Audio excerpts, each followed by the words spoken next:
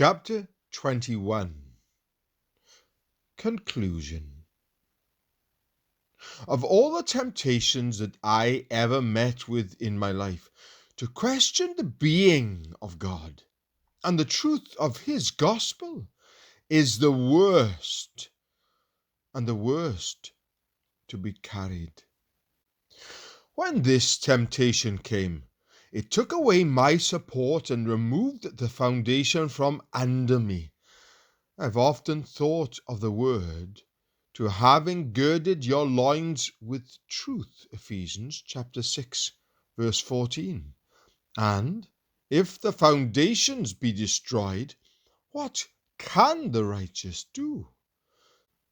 Psalm 11, verse 3, King James Version.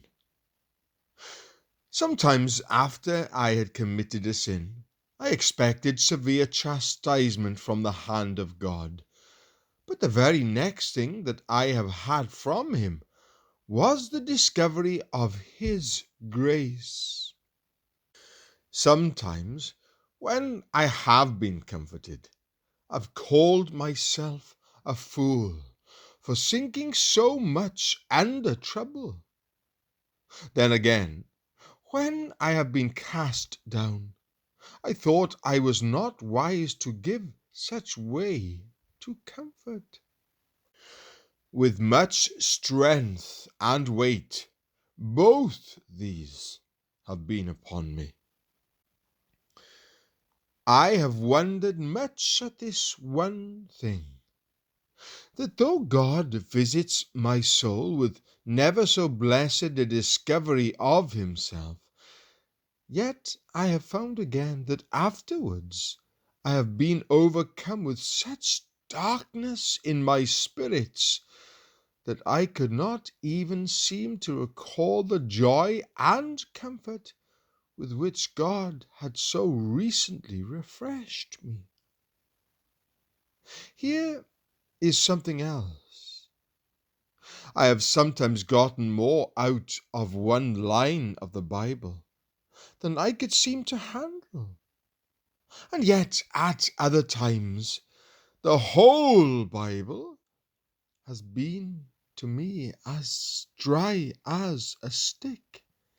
Or rather, my heart has been so dead and dry unto it that I could not conceive the least measure of refreshment, though I have looked it all over. Of all tears, they are the best that are made by the blood of Christ, and of all joy, that is the sweetest that is mixed with mourning over Christ. It is an excellent thing to be on our knees with Christ in our arms before God. I hope I know something of these things. I still find to this day 7 abominations in my heart. Number 1, I am inclined to unbelief. Number 2, I sometimes seem to suddenly forget the love and mercy that Christ manifests. 3, I sometimes lean toward the works of the law. 4, I have times of wandering and coldness in prayer. 5, I neglect to watch for that which I pray for. 6, I am apt to complain because I have no more, and yet I'm ready to misuse what I have. 7. I can do none of those things that God commands me without my corruptions finding their way in. When I would do good, evil is present with me. Romans chapter 7, verse 21, King James Version.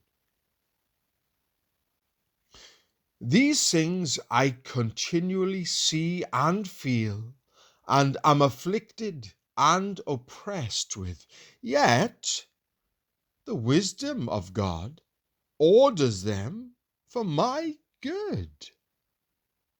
Number 1, they make me abhor myself.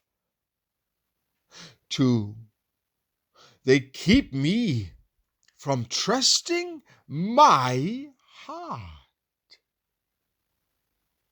Number 3, they convince me of the insufficiency of all human righteousness. 4, they show me the necessity of flying to Jesus.